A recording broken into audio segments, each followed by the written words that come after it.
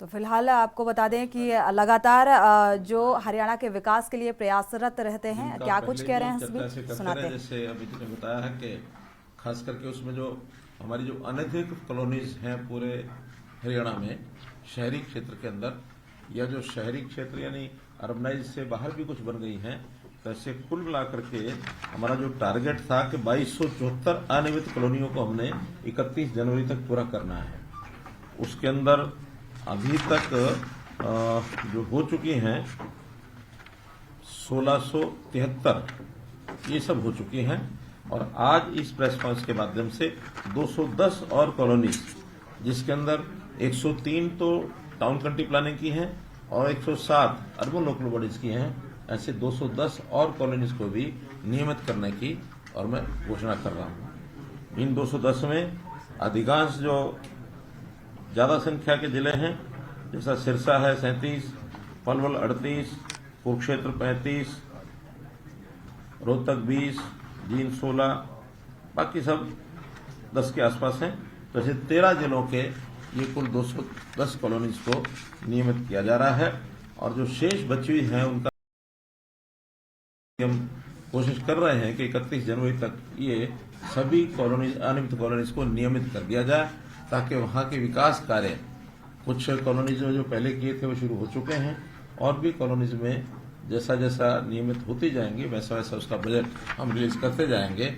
हमने मोटे रूप से इन सब कॉलोनीज के लिए 3000 करोड़ रुपया अलग से रखा था कि इसमें जितना भी आवश्यकता होगी उतना उसमें हम लगा पाएंगे। जो कॉलोनीज नियमित होती जा रही हैं उनमें सब में, यानी टाउन कंट्री प्लानिंग हो अथवा अर्बन लोकल बॉडीज हो, no dues certificate, NDC, NOC सब जारी किया जाता है, ताकि लोग अपनी रजिस्ट्रेशन जो है उसमें ठीक से करा सकें।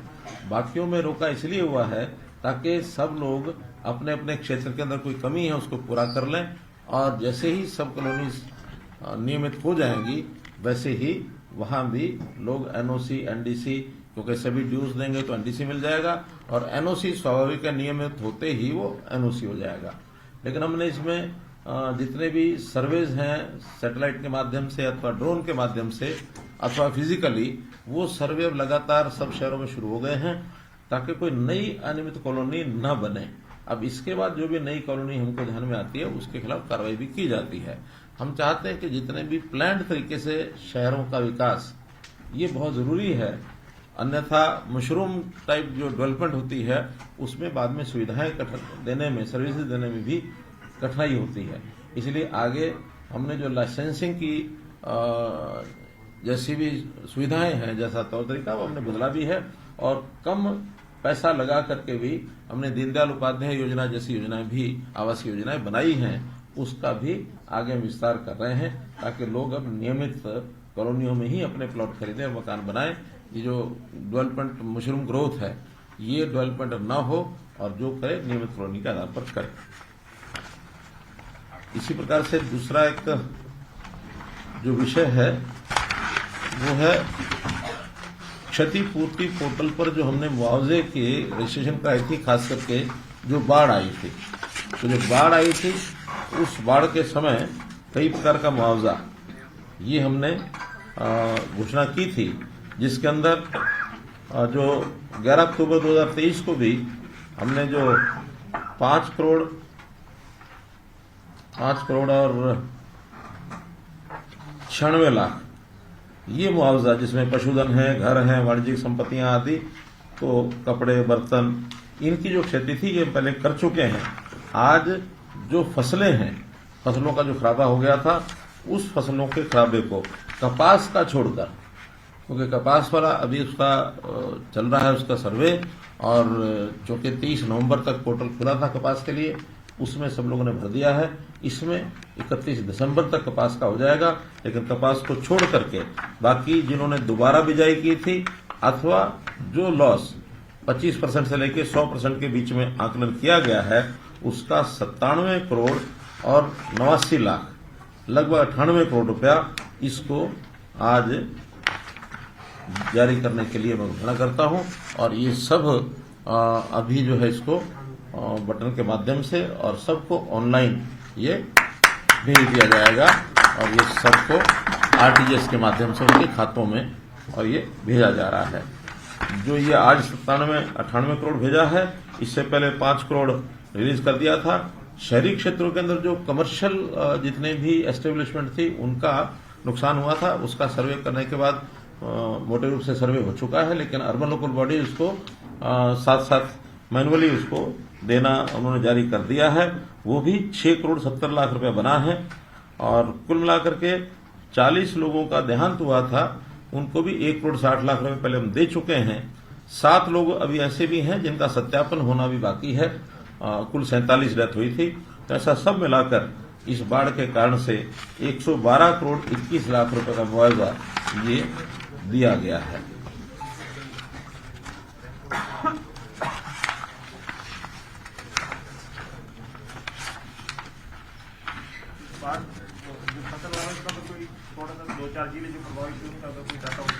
हाँ, सब जिलों का डाटा है हमारे पास। प्रेस नोट में सारी हाँ, उसमें जो जिन जिलों में ज्यादा मुआवजा दिया गया है 10 करोड़ से ऊपर है, खास करके अंबाला जिला 12 करोड़ 81 लाख, फतेहाबाद 18 करोड़ 65 लाख, कुरुक्षेत्र 26 करोड़ 94 लाख,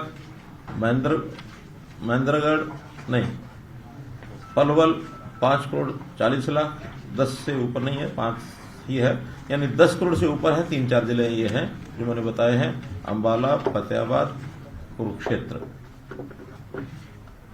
ये जो है 10 जिले। बाकी कहीं 5 करोड़ 6 करोड़ 2 करोड़।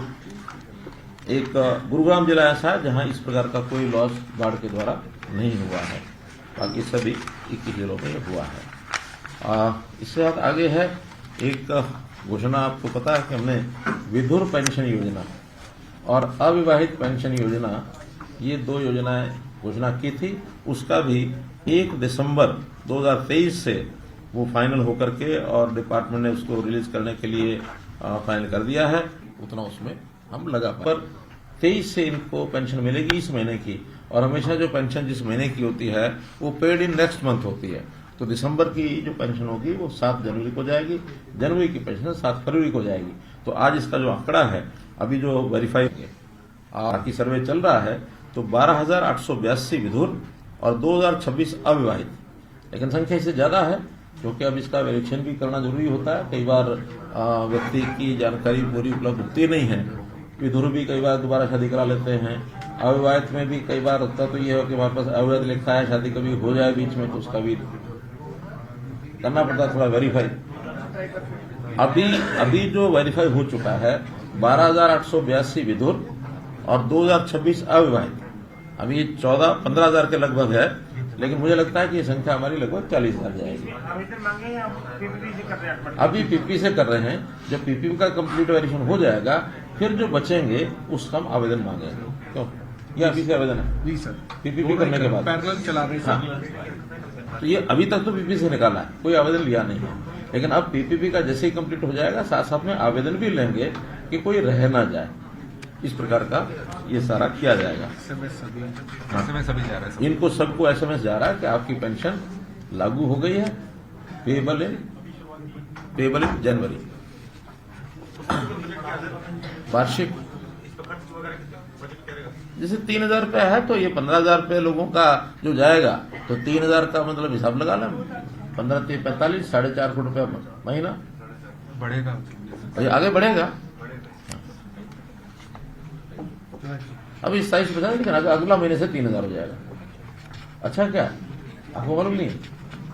दिसंबर वो तो जनवरी वाली फरवरी में मिलेगी ना। हाँ, दिसंबर वाली तो अभी ये दिसंबर की 2,250, लेकिन जनवरी से जो आगे फरवरी में मिलेगी वो 3,000। वो तो सभी का, जैसे ओल्ड एज, इसका एक पैमाना ये है कि ओल्ड एज पेंशन जितनी होगी उतनी ही पेंशन जितने भी कैटेगरीज हैं, चाहे विधुर है, विधवा है, चाहे उसमें कैंसर की है या और भी कई तरह की पेंशन ये ऐसी हैं, सामाजिक सुरक्षा पेंशन के अंतर्गत ये सारा मिलेगा। और इसमें जो इनकम का, जैसे हमने पहले पता ही है कि अपने को ओल्ड एज वाली में 3 लाख रुपया वार्षिक का जैसे है, तो ये पेंशन विधुर के लिए तो 3 लाख रुपया ही रखा है, क्योंकि विधवा के लिए भी 3 लाख है तो विधुर के लिए भी 3 लाख है वार्षिक है। लेकिन अविवाहित की वो 180 ही रखी है कि 180 से कम है तो उनको ये मिलेगी। 60 वर्ष तक ये मिलेगी। 60 वर्ष के बाद ये सारी जितनी तरह की पेंशन होती हैं ये ऑटोमेटिकली फिर ओल्ड एज में कन्वर्ट हो जाती है।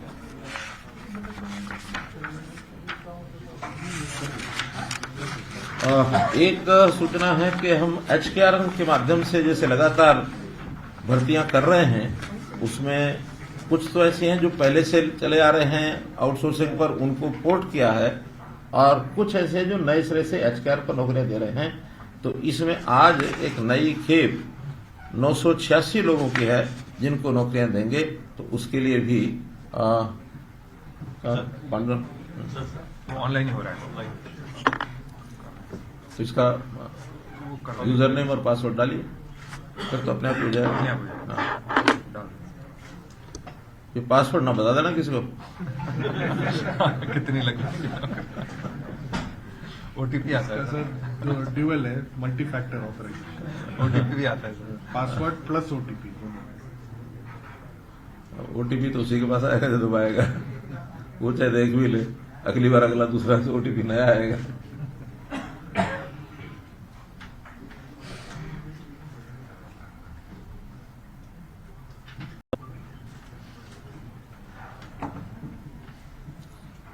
नौ सौ 86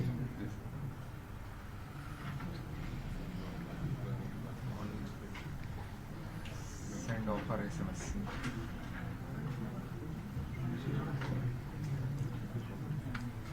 आज ही देनी है भाई, अभी लेट नहीं चला करना। गया था ऑफर SMS। हाँ।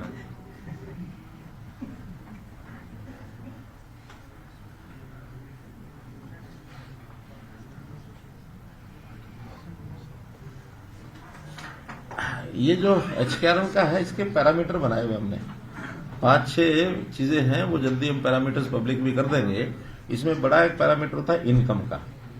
अभी तक lower the income higher the rank, 1 lakh से नीचे का जो इनकम मैंने पहले रखी हुई थी वो 50 अंक तो 150 में से केवल 1 लाख की इनकम से नीचे है 50 अंक उसको मिल जाते थे, और 1.5 लाख तक अगर इनकम होती थी तो उसको 40 अंक उसको भी मिल जाते थे।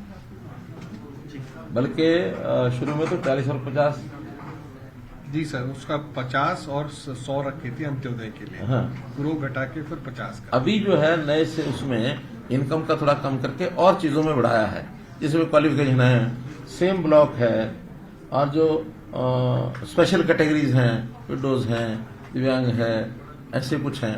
CET का भी उसमें अंक रखे हैं कि अगर CET पास है तो उनको अलग से अंक दिए जाते हैं। तो ऐसा बहुत ही एक ट्रांसपेरेंट तरीके से उसका सिलेक्शन कंप्यूटराइज सॉफ्टवेयर से होता है, और जो उसमें हाईएस्ट रैंकिंग के लोग होते हैं उसको दे देते हैं। अब इसमें हमने ब्लॉक लेवल को थोड़ा सा और फोकस किया कि नौकरियां छोटी हैं क्लास 4-3 की, जिस ब्लॉक में आदमी रहता है उस ब्लॉक में उसको मार्क्स ज्यादा देंगे, एडजॉइनिंग ब्लॉक में कम देंगे, और एडजॉइनिंग से बाहर होगा तो वो अंक बिल्कुल नहीं मिलेंगे, ताकि व्यक्ति को दूर नौकरी ना मिले। वरना HKRN में भी ये जो शिकायत आती रहती है कि हमको तो उस समय तो सहमति दे देता है कि नौकरी मिल रही है, फिर वो किसी को 150 किलोमीटर, किसी को 200 किलोमीटर मिली, बाद में फिर